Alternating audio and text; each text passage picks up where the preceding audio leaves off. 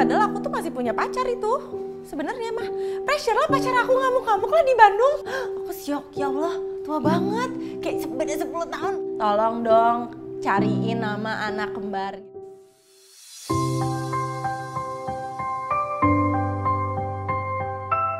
Aku seorang ibu, it's me, Shana Sadika.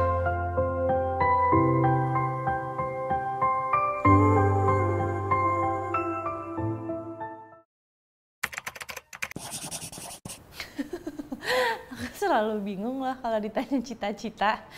Ini aku nggak pernah cerita dimanapun ya, beneran ya. Aku tuh sempat sampai dibawa ke psikolog loh sama mama, karena aku tuh nggak ada tujuan, nggak punya keinginan, nggak ada tujuan hidup mau jadi apa, pilih jurusan kuliah apa. Itu bener-bener nggak, apa aja lah terserah mama, apa aja lah terserah mama, kayak gitu aku tuh. Sampai aku tuh ke psikolog, kayak ini anak tuh maunya apa gitu, beneran deh. Jadi kalau ditanya hidup aku bisa sampai sekarang tuh bener-bener aku nggak pernah terbayangkan. Sampai akhirnya aku ada di sini bisa kayak gini tuh nggak pernah terbayangkan loh, beneran. Jadi ditanya cita-cita apa, ya udahlah apa aja gimana nanti gitu. Aku tuh dari dulu jawabannya aneh ya. Paling aku tuh kalau ngayal apa ya, aku tuh pengen jago main piano, pianis. Nah itu doang satu-satunya keinginan. Kenapa? Karena aku suka banget mendengar orang bermain piano. Tapi nggak kesampaian juga, nggak bisa juga. Nggak kesampaian juga keinginannya bisa jago piano. Sampai dibawa ke psikolog, katanya sangat teramat ketergantungan sekali dengan mamahnya gitu. Sampai nggak tahu nih anak tuh mau jadi apa tuh, bener-bener nggak tahu. Sampai ke psikolog, kalau si psikolognya nanya, Nana namanya apa? Aku tuh lihat mama. Jadi minta jawaban mama gitu, segitunya gitu. Akhirnya milih jurusan kuliah, ya udahlah itu aja, ya udah kira-kira aja gitu. Udah parah banget deh aku. Aku tuh pertama kuliah di Unpad jurusan Vkom. Ya waktu itu ya udahlah, kayaknya cocok deh komunikasi gitu ya. Itu juga ya udah coba. Terus akhirnya pindah ke Unpar jurusan FISIP bisnis gitu. Awal mulanya tuh nggak keinginan sendiri. Araf itu udah sempat kayak, mau nggak Nana syuting yuk, casting yuk gitu. Nggak mau, nggak mau, kamu mau di Bandung aja. Teman-teman aku di Bandung, pacar aku di Bandung gitu. Nggak mau, dunia aku di Bandung nggak mau. Beberapa kali lah Araf itu nawarin mau casting nggak, ayo ikut ayo, nggak mau. Sampai akhirnya aku tuh cuman jadi bintang tamu doang. Bintang tamu tuh di acara Trans TV, talk show gitu. Bintang tamu aja gitu sebagai guest star gitu lah pokoknya. Udah dari situ langsung rame lah waktu itu kan awalnya sama Billy ya. Karena diundang bintang tamu itu pokoknya rame sama Billy. Diundang di Dahsyat itu juga bintang tamu doang di Dahsyat. Ya udahlah gitu, bintang tamu doang. Tahu-tahu malah jadi terus tuh di Dahsyat, awalnya nge-host di Dahsyat. Akhirnya ngerasain kan punya uang sendiri gitu awalnya. Enak banget ya punya uang sendiri. Nggak usah minta-minta lagi ke mama gitu. Nah udah awal mulanya tuh ngerasain dari situ. Jadi memang nggak direncanakan. Dan kalau ditanya awalnya mau nggak dulu kerja di dunia entertain tuh nggak mau. Tapi berarti ya mungkin jalannya dan rezekinya di sini gitu. Pressure banget karena tiba-tiba gitu ya, kayak semua waktu itu tuh kayak yang aku lakuin tuh jadi kayak orang berkomentar gitu loh. Hah kok jadi gini gitu. Terus kayak waktu itu tuh kan karena heboh karena Billy ya. Waktu itu rame lah digosip-gosipin ya sama Billy, rame-rame waktu awal-awal Dahsyat. Pacar akunya marah-marah lah itu di Bandung. Lah aku mah bingung juga gimana. Akhirnya aku diputusin dong sama pacar aku.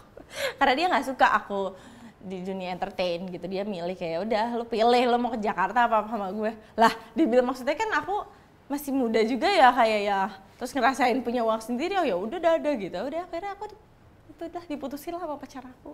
Jadi awal-awalnya mah syok lah, masih menyesuaikan diri dengan kehidupan saat itu gitu.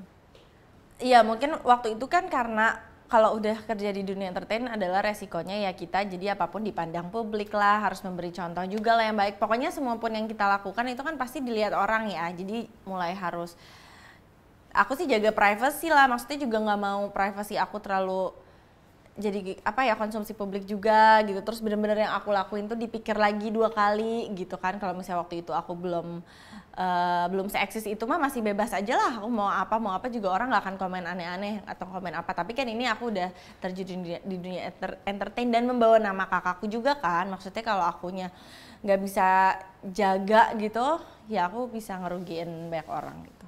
Aku sih nggak pernah terganggu ya, orang banyak sih yang nanya kayak, lu risih nggak sih kayak lu tuh selalu oh adenya Raffi gitu, oh Syahnas adenya Raffi, Syahnas adeknya Raffi itu pasti nggak pernah hilang. Ya emang gue adeknya Raffi gitu, aku sih nggak pernah terganggu. Orang tuh kayak kalau gue jadi lu mah ih males banget, gue selalu dibawa-bawa. Enggak sih, kalau aku mah emang gue adeknya, ya nggak apa-apa gitu. Maksudnya juga aku sampai sekarang ini nggak luput lah Raffi juga, berkat Raffi lah gitu, aku bisa sampai sekarang ini. Dan kalau misalnya merasa terganggu enggak, tapi malah ya justru bangga iya gitu, karena maksudnya ya emang gue adenya gitu dan gak terganggu. Malah mungkin jadi lebih ini sih, ya itu dia yang tadi aku bilang, kayak aku mau melakukan apa aku harus mikir, karena kan Arafi gak mau, maksudnya jadi beban lah. Maksudnya kalau aku sampai gini-gini pasti kakakku yang kena, Arafi juga pasti gitu, yang kena tuh pasti terbawa-bawa tuh pasti Arafi gitu. Jadi kalau mau ngelakuin apa-apa tuh aku jadi mikirnya 2 kali gitu. Jangan dia mah pokoknya, jangan yang selalu dia bilang nggak usah dengerin kata orang. Kadang kan maksudnya lu, waktu itu aku masih awal tuh baca komen orang tuh masih sensitif ya, baper ya, masih lah, maksudnya kan baru pertama kali gitu. Dia selalu bilang jangan pernah iniin lah, orang kan bebas di luar sana mau ngomongin apa-apa ya. Waktu itu tuh ada loh kata-kata dia ya yang sampai aku inget sampai sekarang tuh, pokoknya kita itu kan cuma punya 2 tangan, kata Raffi. Kita itu cuma punya 2 tangan. Kita nggak mungkin bisa nutup mulut berjuta-juta orang buat mereka nggak bisa ngomong. Kita cuma punya 2 tangan, jadi yang bisa kita lakukan adalah kita tutup telinga kita untuk tidak mendengarkan apa yang mereka omong. Oh iya benar juga sih, kita nggak bisa memberhentikan orang, larang orang mau ngomong apa, itu kan hak mereka. Kita nggak bisa tutup mulutnya mereka satu-satu. Nggak cukup dong tangannya, jadi kita cuma punya 2 tangan, ya udah tutup telinga aja gitu kata dia. Dari bidang entertainment merasa capek? Enggak sih, alhamdulillah aku seneng ngejalaninnya, aku enjoy ngejalaninnya. Nggak pernah ngerasa terbebani juga enggak gitu. Jadi alhamdulillah sampai detik ini sih aku enjoy. Awalnya host di Dahsyat ya, terus akhirnya waktu itu masih sama manajernya Raffi tuh kayak mau cobain nggak main sinetron yuk gitu, biar ngerasain, biar tahu kan anak sukanya di mana gitu. Cobain yuk main sinetron, akhirnya casting lah gitu pertama kali, langsung dapet tuh 7 Manusia Harimau tuh sinetron pertama. Udah langsung nyoba pertama kali, dan aku malah lebih nyaman di sinetron loh daripada host. Padahal orang bilang di sinetron itu capek, tahanan lokasi lah ibaratnya, kita nggak akan bisa punya kehidupan lain ya, kita hanya akan menghabiskan waktu di lokasi. Cuman aku enjoy banget. Aku waktu itu sempat vakum sinetron lah karena hamil gitu. Yang aku kangenin tuh malah sinetron ya, bukan nge-host gitu. Jadi aku kayaknya memang enjoy gitu sama dunia itu. Oh aku pernah tuh dapat peran susah banget, peran orang gila gitu, orang stres, orang depresi, perempuan yang depresi yang pernah diperkosa.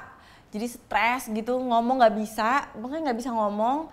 Tapi harus bener-bener diliatin emosinya tuh dari emosi, tapi nggak dari ngomong. Itu susah banget sih buat aku. Kadang kan kalau bisa dialog kita tinggal ngomong, tapi kan ini aku nggak bisa ngomong, cuma gitu. Jadi itu susah sih buat aku. Ya waktu itu aku ngobrolnya sama sutradaranya sih, bener-bener minta bantuan lah, gimana ini biar dapet si karakternya gitu-gitu. Lebih banyak ngobrol sama si sutradaranya, terus aku lihat juga orang stresnya kayak gimana gitu kan. Itu sih susah sih buat aku. Film pengen, cuman ini juga aku baru aktif lagi nih syuting semenjak vakum hamil, menyusui dan ngurus anak. Ini aku baru lagi terima FTV lagi, sinetron lagi gitu. Jadi masih kangen-kangenan juga gitu. Awal ketemu sama JJ itu ya, pertama kali ketemu tuh di Purwakarta. Itu lagi ada acara ulang tahun infotainment gitulah. Jadi dia sebagai pengisi acaranya, bandnya. Nah aku tuh datang dari mewakili sinetron aku lah waktu itu. Ketemu lah di situ, tapi di situ nggak kenalan sama sekali, nggak kenalan juga. Dia minta foto doang sama aku. Tapi kita nggak kenal. Minta foto, ya udah waktu itu kan pertama Ade dulu kan foto bareng gitu ya. Kalau sama Ade tuh udah tau lah karena dia pernah nyiptain lagunya Teteh kan, pernah bikin lagunya Teh Nisha gitu. Foto dulu sama Ade, terus habis foto sama Ade terus dia juga kayak Nas foto barengnya gitu. Oh iya ayo kak gitu, udah foto. Itu tapi kita nggak kenalan juga di situ, nggak ada kayak officially halo Nanas JJ gitu, nggak ada. Sampai akhirnya ketemu lagi di Dahsyat aku nge-host, Govinda lah bintang tamunya. Apa ya, awalnya tuh aku tuh cuman ngomong dong ke Bu Ayu Dewi nih. Awal permulaannya itu adalah Ibu Ayu Dewi ya. Dia sebagai mak comblang, pokoknya dialah awal mulanya. Gara-gara aku tuh ngomong, itu teh siapa sih namanya drummernya? Aku cuman ngomong gitu doang, JJ, kenapa lu gitu ya? Ih ganteng ya? Iya ganteng, tapi udah aku cuman sebatas nanya itu doang. Itu ya pas lagi live, JJ ini ada yang mau kenalan, digituin dong. Coba, aku mah malu banget sama Bu Ayu. Udah, itu awalnya gara-gara sama Bu Ayu dicengin. Biasa dong kalau permasalahan cengin ada Arafi, ada Kang Denny, abis lah aku, udah itu langsung dicengin, abis lah, dibilang aku suka lah, apalah inilah. Lama cuma nanya doang, itu namanya siapa drummernya gitu doang. Udah dari situ jadi dicengin terus, diundang lagi dahsyat, dicengin lagi, sampai akhirnya aku inget banget lah tahun baru itu JJ nge-WhatsApp, oh Kak Ade Govinda tuh ngechat aku, kayak Nas, JJ minta nomor kamu, kasih nggak gitu. Awal mulanya gara-gara cengan di dahsyat tuh. Pertama kali di chat sama JJ itu adalah Happy New Year, inget banget, lagi tahun baru. Dia tuh orangnya kaku kan, JJ itu kaku, bukan orang yang pintar membuka pembicaraan gitu-gitulah setelah aku kenal banget dia sekarang. Jadi dulu tuh dia kayak Happy New Year gitu doang. Itu pertama kali. Jujur ya, pertama kali itu kan udah chatan, aku nggak tahu umurnya kan, umurnya dia berapa. Aku tanya, kakak umurnya berapa sih gitu. Waktu itu kan aku masih 22 tahun ya, terus dia kayak 32. Aku syok, ya Allah, tua banget. Kayak beda 10 tahun, aku nggak menyangka. Aku pikir dia tuh kayak masih di 20 sekian lah gitu, kayak nggak setua itu gitu loh. Waktu itu tuh kan aku kayaknya masih ABG banget ya, kayak aduh gila gue sama om banget nih gitu. Tapi ternyata coba ngobrol, udah kenal, ternyata nggak ada yang nyambung gitu. Dia juga ternyata sifatnya masih nyambung lah untuk ngobrol sama aku, nggak se-om itu gitu. Waktu itu tuh mikirnya.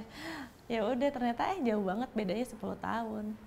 Kalau sama JJ sih alhamdulillah dari pacaran tuh mulus-mulus aja. Maksudnya kalau masalah restu orang tua nggak ada masalah lah. Waktu itu juga aku langsung kenalin sama mama, sama keluarga gitu. Karena aku tuh kalau punya pacar apa pasti aku kenalin sama keluarga. JJ juga sama, aku kenalin juga ke ibunya gitu. Terus kita lebih banyak nyambung aja sih, mungkin sama-sama orang Sunda. Mamanya JJ pun sama mamaku mungkin cepet nyambung karena sama-sama dari Sunda gitu kan, maksudnya lebih cepet nyambung lah. Terus mungkin apa ya, dia tuh karena beda 10 tahun, jadi JJ tuh banyak ngalah banget lah sama aku. Mungkin dia dari awal mungkin dia udah nyarinya untuk buat nikah gitu kan. Kalau aku waktu itu sih jujur aja belum gitu, karena masih umur segitu. Tapi maksudnya ngelihat sikap dia yang sedewasa itu, yang ngomong aku lah, JJ itu ngomong aku banget. Kayaknya ya udahlah jodohnya gitu. Maksudnya aku ngerasa nyaman, cocok juga sama JJ. Ya udah akhirnya mau lah. Itu dia, sebenarnya aku waktu pacaran belum ada mengarah ke pernikahan kan. Cuman di situ aku lihat juga sih JJ-nya udah umur segitu kan. Pasti JJ juga nggak nyari yang untuk cuman asal-asalan pacaran. Pasti dia udah nyari yang untuk nikah lah. Dia udah umur 32 waktu pacaran sama aku.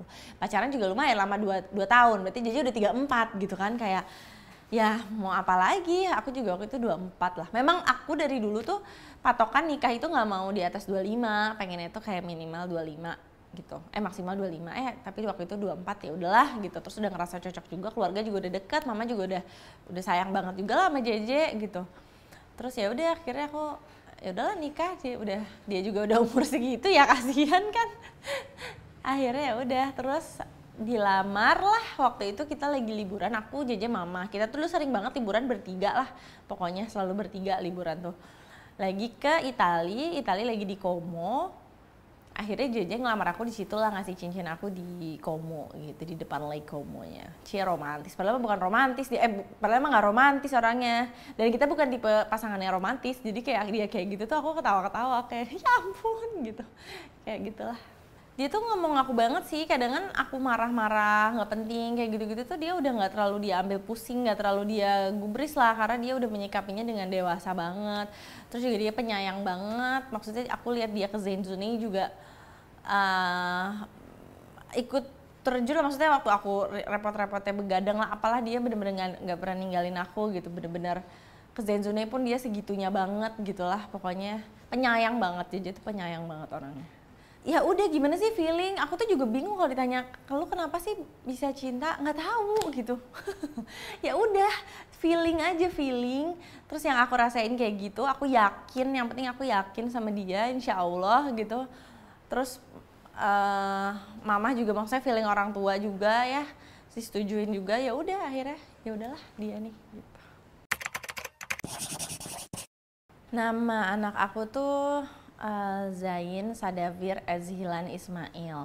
Artinya itu Zain itu kan kayak beauty ya, maksudnya jadi bisa ganteng lah, cakep lah gitu, beauty gitu. Zain Sadavir Azihlan itu artinya berani gitulah. Pokoknya dia tuh berani, anak yang berani. Jadi anak ganteng yang berani. Kalau Ismail itu nama dari JJ gitu. Kalau Zunaira itu Zunaira Alesya Safaras Ismail. Zunaira Alesya Safaras itu artinya adalah Zunaira itu adalah nama bunga yang ada di surga kalau menurut Islam. Kalau Alesya Safaras itu pokoknya artinya lah ya, arti aku juga lupa karena jujur bukan aku lah yang ngasih nama. Nanti deh aku ceritain. Zunaira Alesya Safaras itu bunga cantik yang ada di surga, artinya itu. Kalau Ismail sama nama dari JJ gitu. Yang ngasih nama bukan mamanya dan bukan papanya. Jadi aku tuh waktu mau ngasih nama anak itu sama JJ berdebat terus. JJ nggak pernah setuju sama apa yang aku kasih, aku nggak pernah setuju sama yang JJ kasih. JJ tuh ngasih nama, aku mah sampai berantem karena dia anak band tuh ngasih nama-nama band luar. Aku nggak mau gitu. Apa sih gitu. Jadi kita cekcok mulu dan bingung. Akhirnya di grup keluarga tolong dong cariin nama anak kembar gitu ke Mbak Gigi sama Teteh sama suaminya Teteh. Jadi kalau Zaini itu yang ngasih nama Mbak Gigi, Zainnya aja, Zainnya tuh Mbak Gigi. Kalau Sadavir Azihlannya dari Andika suaminya Teteh. Kalau Zunaira Alesya Safaras itu full semua dari suaminya Teteh. Jadi semuanya full dari suaminya Teteh, Zainnya doang dari Mbak Gigi. Dah, itu kolaborasi antara Andika dan Mbak Gigi. Ismailnya doang bapaknya nyumbang karena itu juga nama belakang bapaknya. Aku tadinya tuh mau ngasih nama Alana Arkana, tadinya aku maunya Alana Arkana, cuman JJ nggak setuju lah gitu. Kalau JJ tuh aneh banget, dia tuh kayak ngasihnya ini aja Travis katanya. Tahu kan band Travis? Kan apa sih gitu. Terus Kid, band baju kesukaan dia gitu. Aduh gitu, jadi pokoknya kita berantem terus lah. Aneh banget JJ tuh ngasih namanya kayak gitu-gitu, brand baju lah, nama band musik lah kayak gitu-gitu. Sebel jadi udahlah akhirnya dicariin. Itu terus kita berdua suka, ya udah gitu. Masa hamil itu aku tuh apa ya, muntah-muntah banget di trimester pertama, muntah banget nggak bisa masuk makanan apapun, itu bener-bener mau lagi ngomong pun bisa tiba-tiba muntah, wah itulah parah lah masa-masa itu. Tapi abis itu trimester 2 udah enak, trimester 3 aku pakai kursi roda karena berat banget perutnya ya, aku takutnya ada kejadian katanya kan tidak bisa menopang ya, jadi takutnya amit-amit kenapa-napa. Kata dokter juga sesuai saran dokter pakai kursi roda aja. Jadi aku udah pas trimester 3 tuh aku kemana-mana udah pakai kursi roda. Enak juga sih ke mall pakai kursi roda, tinggal ke situ gitu. Akhirnya melahirkan itu tuh apa ya, kan aku tuh kembar ya, aku tuh hamil kembar. Nah kata dokter hamil kembar itu bisa aja tiba-tiba melahirkan nggak nyampe di 9 bulan gitu. Yang penting pokoknya berarti udah mencukupi, paru, jantung udah kuat, kalau udah bisa dikeluarin aja. Jadi mungkin bisa aku tuh waktu itu di 36 weeks, berarti di 8 bulan.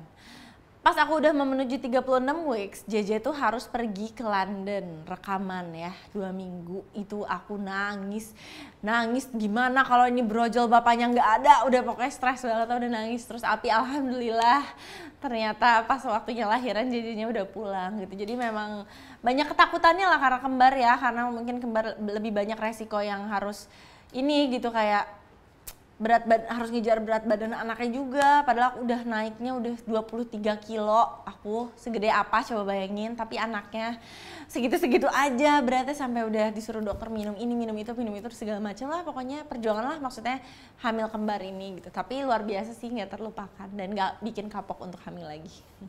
Alhamdulillah sih aku nggak ngalamin si baby blues. Waktu itu tuh pokoknya udah diwanti-wanti banget lah. Ya itu dia, karena mama tuh aku anak manja banget. Waktu itu aku hamil aja tuh kayak kakak-kakakku tuh semua kayak Teteh, Mbak Gigi gitu ya. Aduh si Nanas bisa nggak ya nih nanti ngurus anak? Aduh gimana nih nanti si Nanas pas melahirkan gitu. Apalagi tahu pas tiba-tiba anaknya kembar. Keluarga aku tuh shocknya tuh lebih ke aduh si Nanas gimana nih, bisa nggak nih, karena kan merawat anak nggak segampang itu ya. Jadi waktu itu diputuskan lah setelah aku lahiran aku tinggal dulu di Andara 1 bulan biar ada mama, ada Teteh, pokoknya banyak bantuan lah gitu. Waktu itu Mbak Gigi lagi pergi lah sama Arafi tuh yang lagi keliling dunia itu, nggak pulang-pulang, nggak ada lah dia saat aku melahirkan tuh. Jadi aku tinggal dulu di Andara. Makanya salah satu biar tidak terjadi baby blues gitu kata mama sama Teteh aku. Jadi support sistemnya banyak banget di sana. Bala bantuan pokoknya tersedia 24 jam lah di sana. Gitu. Zain Zunei itu anaknya beda sih karakternya. beda kesukaannya juga, sifatnya juga beda.